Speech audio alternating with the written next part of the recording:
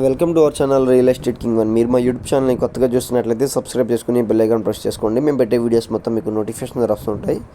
తప్పకుండా మా వీడియోస్ని లైక్ చేయండి, షేర్ చేయండి. మీరు లైక్ చేయడం వల్ల, షేర్ చేయడం వల్ల చాలా సపోర్ట్ దొరికింది. ఇప్పుడు మనం చూస్తున్న 2 BHK ఫ్లాట్ వచ్చి 1150 SFTలో ఉన్న ఈస్ట్ ఫేసింగ్ ఫ్లాట్ అనమాట.